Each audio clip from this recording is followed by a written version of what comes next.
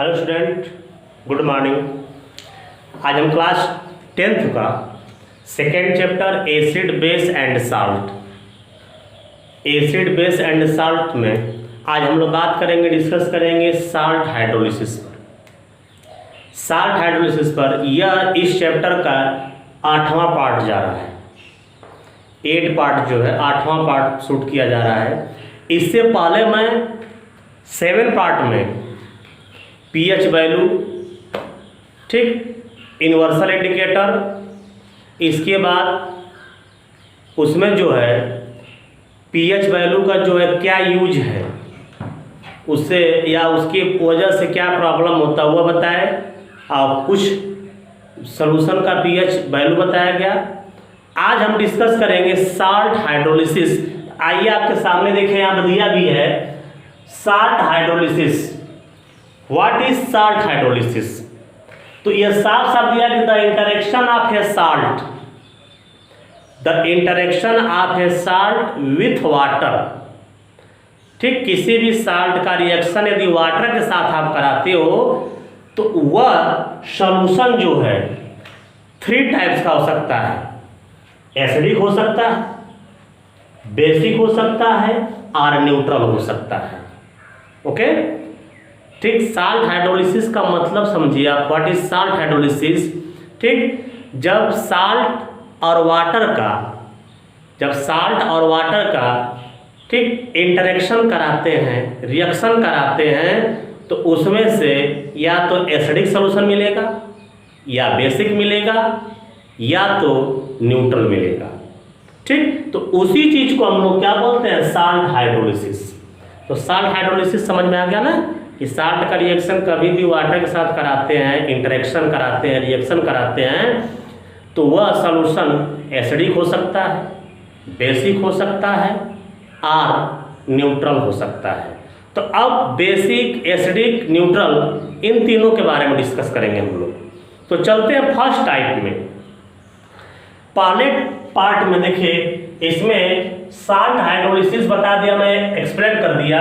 इसके 3 पार्ट हैं, ठीक, 1 2 3, और विथ एग्जाम्पल दिया है। बात सुनिए हमारा, ठीक।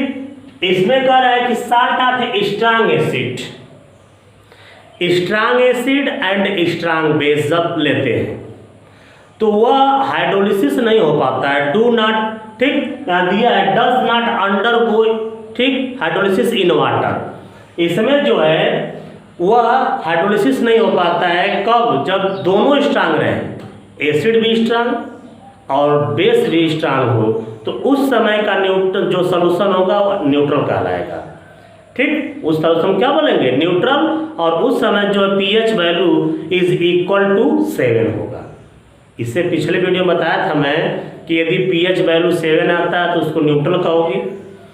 पीएच वैल्यू यदि 7 से बिलो होता है, 6 हो, 5 हो, 4 हो, 2 हो, 1 हो, ठीक, तो वह एसिडिक कहलाएगा।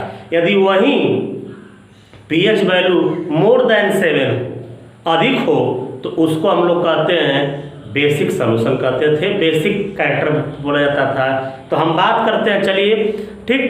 तो पहला बात समझ में आ गया ना कि साल्ट ऑफ स्ट्रांग एसिड, माने स्ट्रांग एसिड और स्ट्रांग बेस जब लेंगे तो वह आपस में वाटर के साथ हाइड्रोलिसिस होगा भी नहीं। ठीक, तो जब होगा नहीं तो उसमें जो है वो कौन सा सॉल्यूशन मिलेगा, हमारा न्यूट्रल मिलेगा।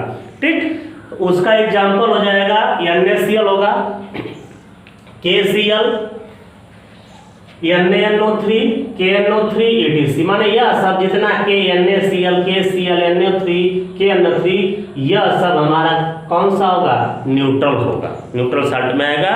और इनका जो होगा पीएच वैल्यू ऑफ 7, उनका जो पीएच वैल्यू जो होगा कितने के बराबर होगा, 7 के बराबर होगा न्यूट्रल का। लेकिन सेकेंड नंबर आइए, कह रहा कि salt of a strong acid and weak base.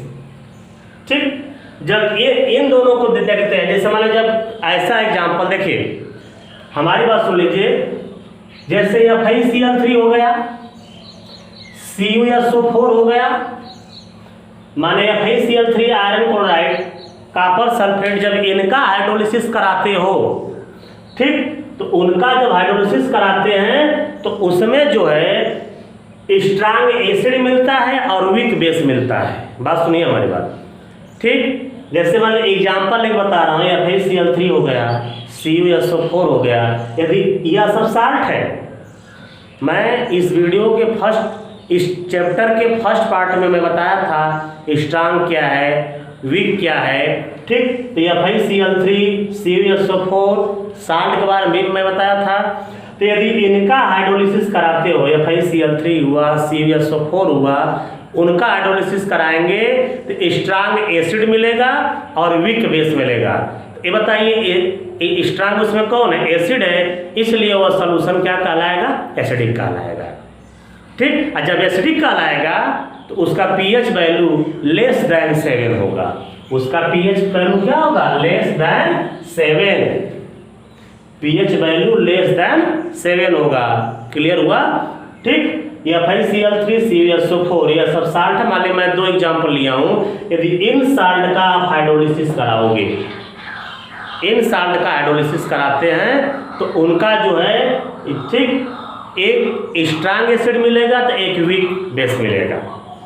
लेकिन देखिए इसको मैं फिर बताऊंगा फर्स्ट वाले को, क्योंकि इसका भी एग्जाम्पल नहीं, खाली एग्जाम्पल दिया है, रिएक्शन नहीं दिया है। लेकिन यहाँ देखिए जैसे FeCl3 है, ध्यान दीजिए। अब आते हैं हम मेन पॉइंट पर, डिस्कस करते हैं।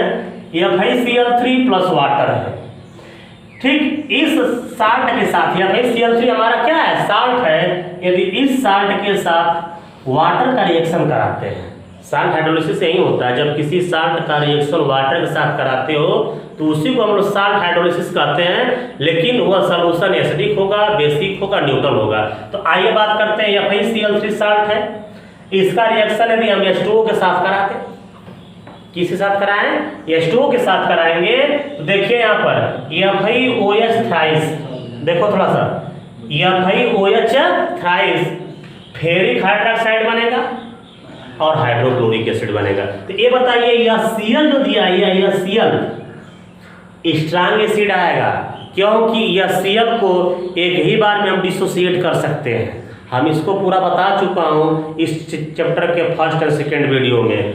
यह Cl है, इसको यदि आप तोड़ना चाहेंगे तो HCl को तोड़ोगे तो H प्लस Cl माइनस, तो इसका जो H है एक ही बार में डिसोसिएट हो जाता है।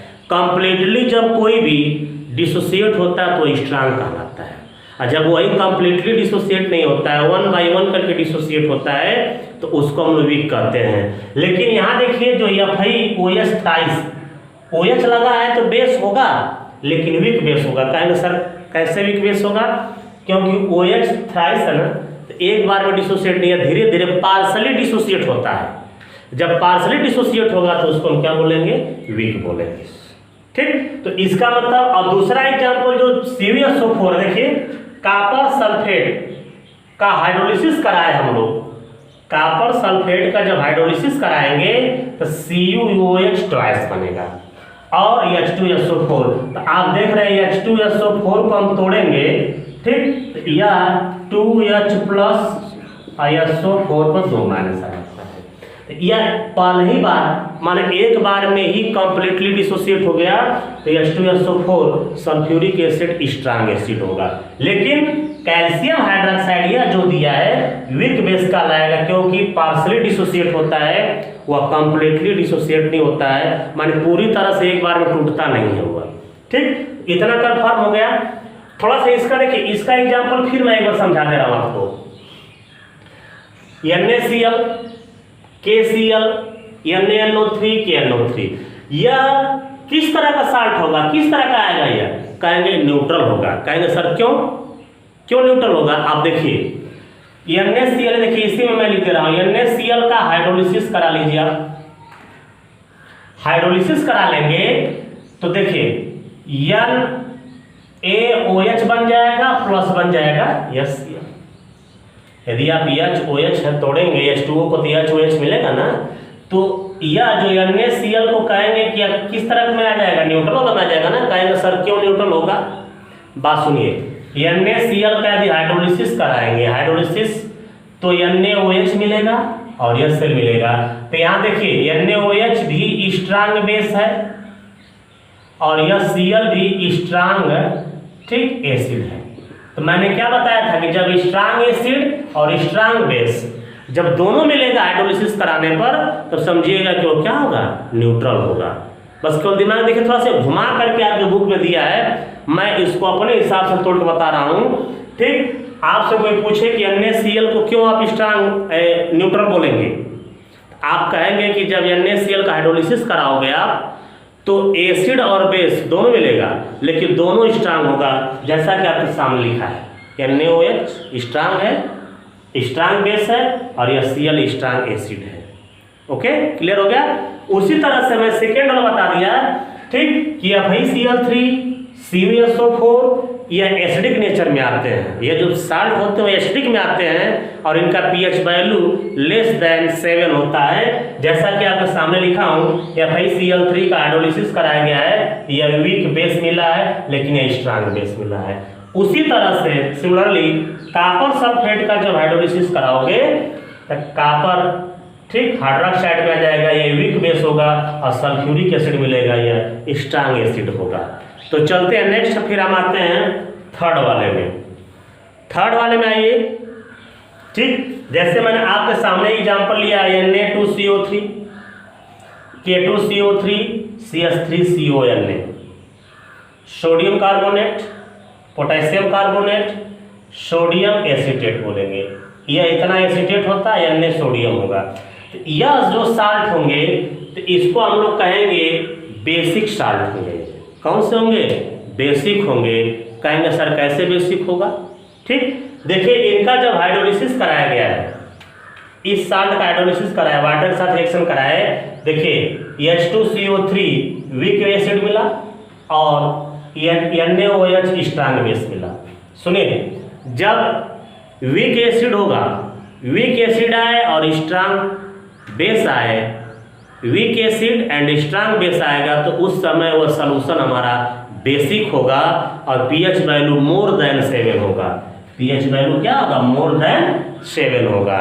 ठीक, जैसे आप फिर एक बार एग्जांपल देखिए, Na2CO3 का हाइड्रोलिसिस करा लिए, तो कार्बोनिक एसिड H2CO3 को कार्बोनिक बोलते हैं, तो यह वीक एसिड होगा, और NaOH आपका सोडियम हाइड्रोक्साइड मिल रहा है, इसको स्ट्रांग बोलेंगे।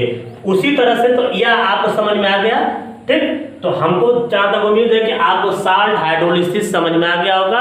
एक बार और मैं हल्का सा बता दे रहा हूँ, साल्ट हाइड्रोलिसिस का मतलब साल्ट का वाटर के साथ रिएक्शन कराएंगे, ठीक, तो वही प्रोसेस साल्ट हाइड्रोलिसिस कराता है, और वह सॉल्यूशन एसिडिक हो सकता है, बेसिक हो सकता है, न्यूट्रल हो सकता है, ठीक। तो इसमें आपका acidic, neutral, acidic and basic तीनों समझा दिया, ठीक, ओके।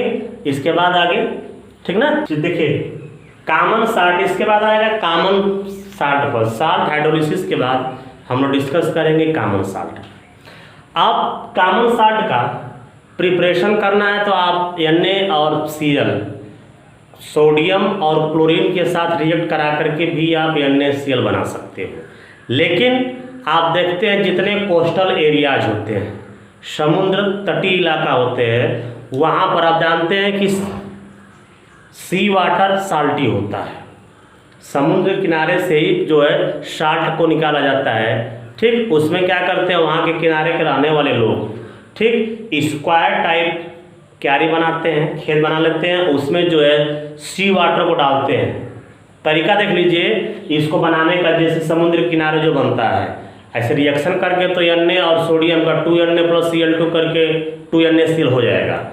लेकिन जो समुद्र के किनारे बनाया जाता है, जो बनाते हैं, साल्ट को निकालते हैं, आप जानते हो जैसे खेत टाइप है, क्यारी टाइप बना दिए, ऐसे ऐसे इस तरह से क्यारी टाइप बना दिए हैं, ठीक। आप उनमें ला करके सी वाटर को भर देते हैं, सी वाटर। और आप जानते हैं कि जो सी वाटर होता है, समुद्र वाटर होता है, लेक वाटर होता है, वह साल्टी होता है, उसमें साल्ट होता है, ठीक। उसको लाकर जब इसमें भर देंगे, ठीक, तो उसका जो वाटर होगा इवोपरेट हो जाएगा, और वह साल्ट यहाँ छूट जाता है।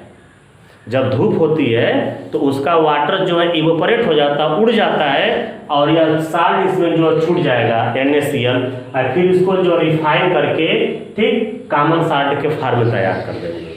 तो तरीका कई आपका है, केमिकल रिएक्शन से बना सकते हो, ठीक। लेकिन कॉमन साल्ट जो समुद्र के किनारे बनाते हैं, समुद्री इलाका में बनाते हैं, कोस्टल एरियाज वाले, इसी तरह से क्यारी बना करके समुद्र का पानी डाल देते हैं और इसमें से जो है, ठीक, वाटर जब धूप होता है तो वाटर इवेपोरेट हो जाता है और साल्ट क्या होता है उसमें सूख करके रुक जाता है। अब साल्ट उसमें से निकाल लेंगे, उसको प्योरीफाइड कर देंगे, NaCl कॉमन साल्ट हो जाएगा।